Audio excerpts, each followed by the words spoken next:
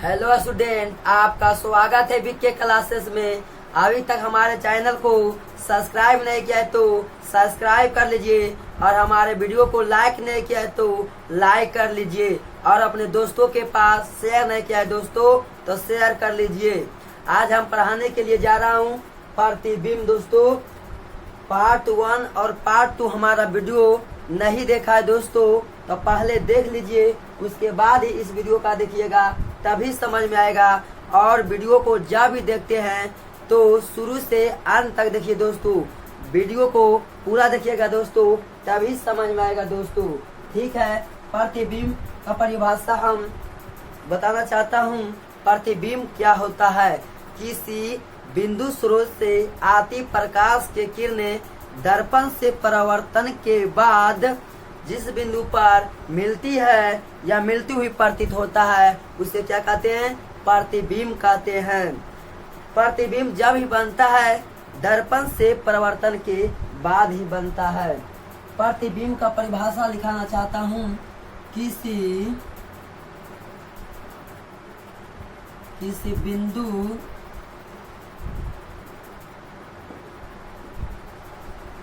स्रोत से आती प्रकाश की किरणें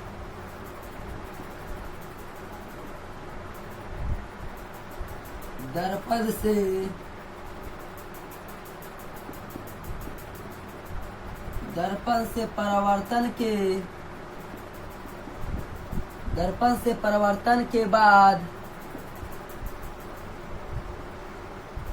जिस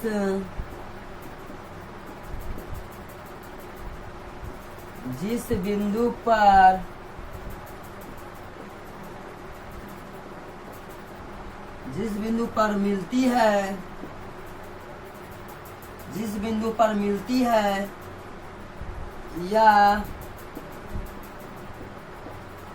मिलती हुई प्रतीत होता है तो उसे प्रतिबिंब कहते हैं। क्या कहते हैं? प्रतिबिंब किसे कहते हैं? किसी बिंदु स्रोत से आती प्रकाश की किरणें दर्पण से परावर्तन के बाद जिस बिंदु पर मिलती है या मिलती हुई प्रतीत होता है तो उसे प्रतिबिंब कहते हैं दोस्तों। ठीक है दोस्तों, जल्दी से उतार लीजिए।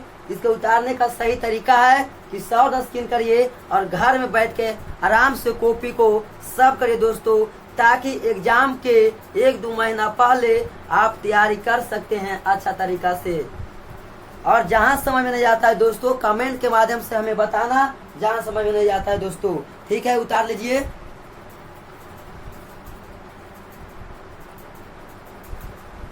ठीक है दोस्तों, हो गया होगा।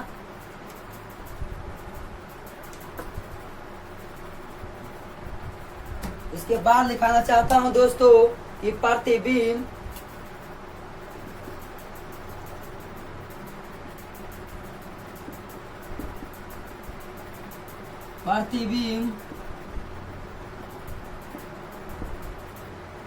दो प्रकार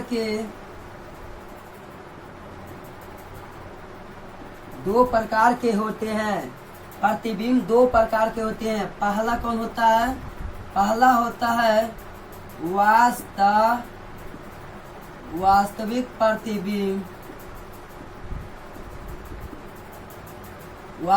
प्रतिबिंब।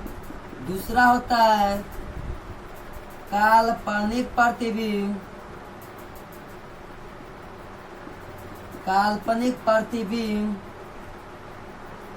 या इसका नाम होता है दूसरा आभासी प्रतिबिंब।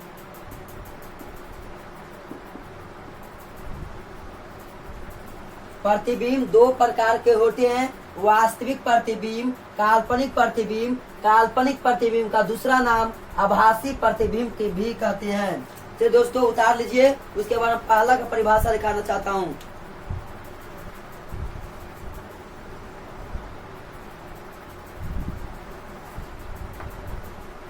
ठीक है, उसके बाद लिखाना चाहता हूँ क्या, वास्तविक प्रतिबिंब। पहला क्या है,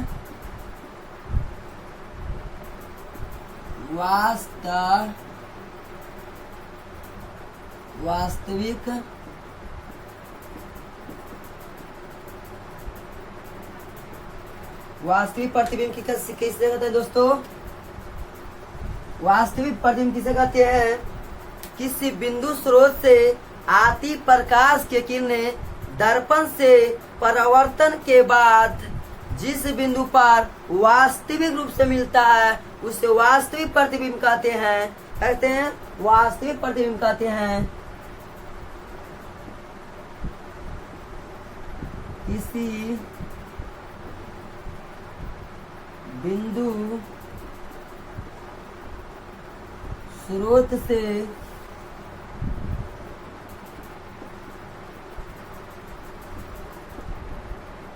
आती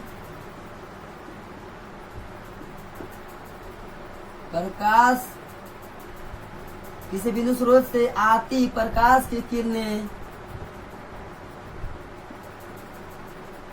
दर्पण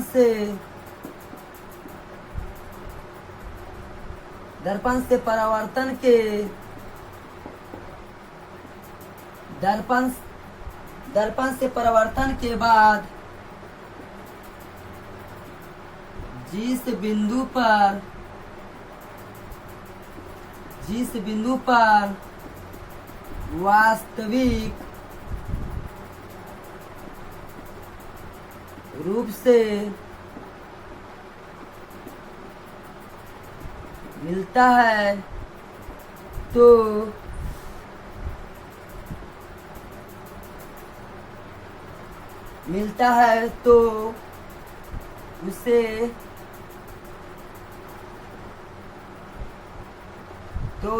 उसे वास्तविक प्रतिबिंब कहते हैं।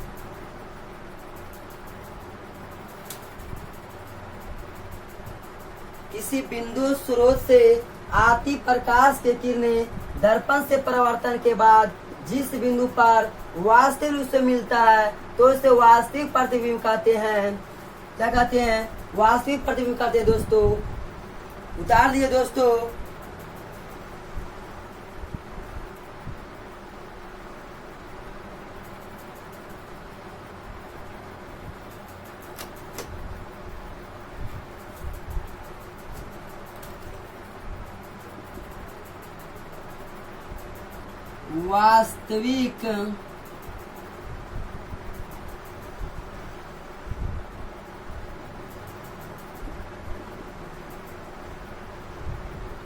वास्तविक प्रतिबिंब को पर्दे पर प्राप्त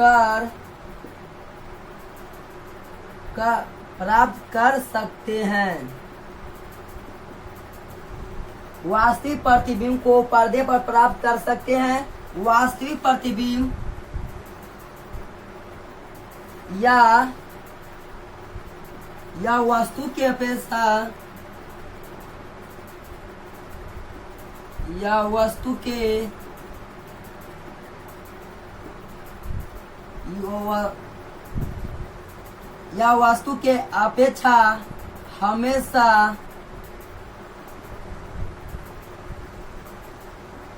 हमेशा उल्टा होता है। वास्तविक प्रतिबिंब को पर्दे पर प्राप्त कर सकते हैं या वस्तु के अपेक्षा हमेशा उल्टा होता है। ठीक है दोस्तों, उतार दिए। जहां भी समझता है कमेंट के माध्यम से बताना।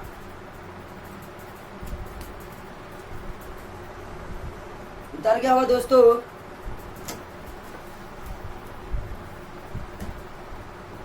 इसके बाद दूसरा लिखाता हूं, काल्पनिक प्रतिबिंब।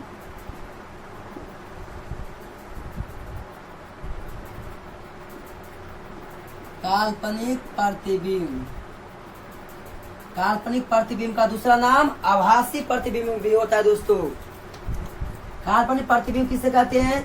किसी बिंदु स्रोत से आती प्रकाश की किरणें दर्पण किसी बिंदु स्रोत से आती प्रकाश के किरणें परावर्तन के बाद जिस बिंदु पर मिलती हुई प्रतीत होती है उसे आभासी प्रतिबिंब या काल्पनिक प्रतिबिंब कहते हैं। चलिए इसका भी परिभाषा दिखाता हूँ। किसी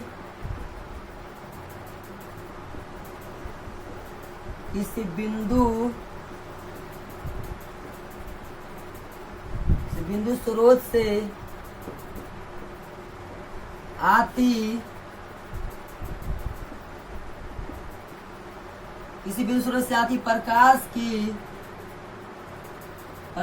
प्रकाश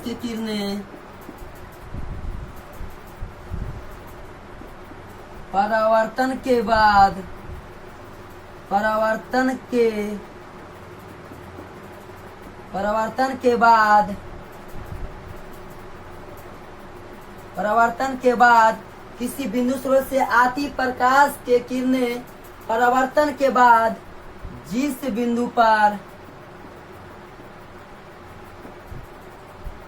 जिस बिंदु पर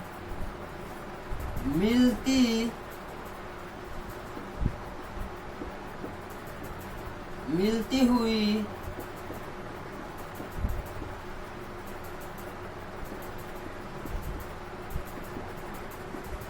तो उसे काल्पनिक प्रतिबिंब कहते हैं। काल्पनिक प्रतिबिंब किसे कहते हैं? किसी बिंदु स्रोत से आती प्रकाश की किरणें परावर्तन के बाद जिस बिंदु पर मिलती हुई प्रतीत होता है उसे काल्पनिक प्रतिबिंब कहते हैं। क्या कहते हैं? काल्पनिक प्रतिबिंब कहते हैं। दोस्तों उतार दे दोस्तों, जहां समझ में नहीं आता है हमें कमेंट के माध्यम से बताना दोस्तों।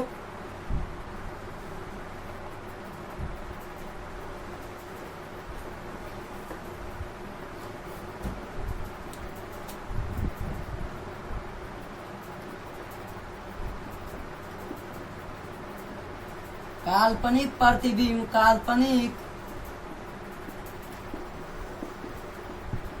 काल्पनिक प्रतिबिंब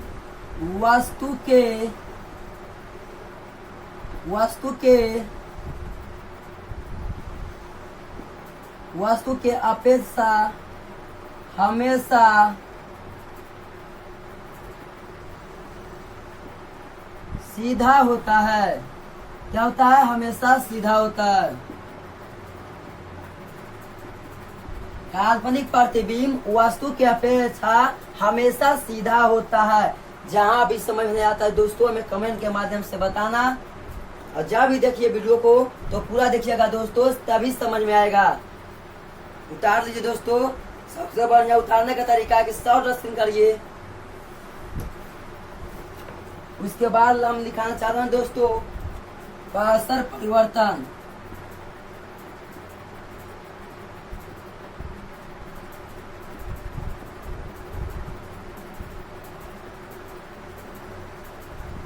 पासर परिवर्तन क्या होता है दोस्तों? जब हम अपने प्रतिबिंब को दर्पण में देखते हैं तो जब हम बायां हाथ को उठाते हैं तो प्रतिबिंब में दायां हाथ उठता हुआ प्रतीत होता है, तो उसे में पासर परिवर्तन कहते हैं। पासर परिवर्तन का परिभाषा क्या होता है? जब हम अपने प्रतिबिंब को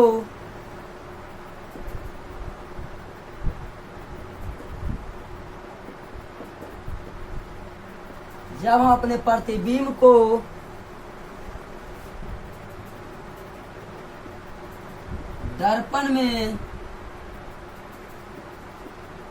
देखते हैं तो बायां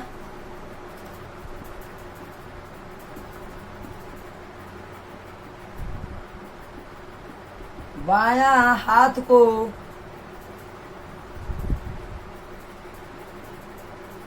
बायां हाथ को उठाते हैं तो प्रतिबिंब में दायां हाथ बायां हाथ को जब उठाते हैं तो प्रतिबिंब में दायां हाथ उठता हुआ प्रतीत होता है तो उसे पार्श्व परिवर्तन कहते हैं। पार्श्व परिवर्तन किससे कहते हैं? जब हम अपने प्रतिबिंब को दर्पण में देखते हैं तो बायां हाथ को उठाते हैं तो प्रतिबिंब में दायां हाथ उठा हुआ प्रतीत होता है, उससे पार्श्व परिवर्तन कहते हैं। दोस्तों परिवर्तन हमारा क्या होता है? पार्श्व परिवर्तन मतलब क्या परिवर्तन दिखाई पड़ता है? जब हम अपने दर्पण में क्या बायां हाथ को उठाते हैं तो प्रतिबिंब में दायां हाथ उठा हुआ प्रतीत होता है, तो उससे क्या है? पार्श्व परिवर्तन होता है। अगर समझ में नहीं आता है दोस्तों, प्रतिबिंब के सामने आप दर्पण के सामने में खड़ा होइएगा और उसके बाद अपना प्रयोग करिएगा। दोस्तों क्या सच होता है या झूठ होता है? और हमारे विके क्लासेस को अगर अभी तक सब्सक्राइब नहीं किया तो सब्सक्राइब कर लीजिएगा दोस्तों, और जब भी वीडियो को देखिएगा तब पूरा देखिएगा दोस्तों। यहाँ पर ज्यादा समझाने का मौका नहीं मिल पाता है दोस्तों, ऑफलाइन क्लास में इसे और बेहतर बहुत अच्छा तरीका से समझाते हैं दोस्तों, क्योंकि यहाँ पर समझाने के बाद वीडियो ज्यादा लंबा होता है, जिससे अपलोडिंग करने में क्या होता है? ज्यादा समय में लगता है। ठीक है दोस्तों, आज यहीं तक, फिर मिलते हैं अगला वीडियो में दोस्तों। ठीक है, आज यहीं तक।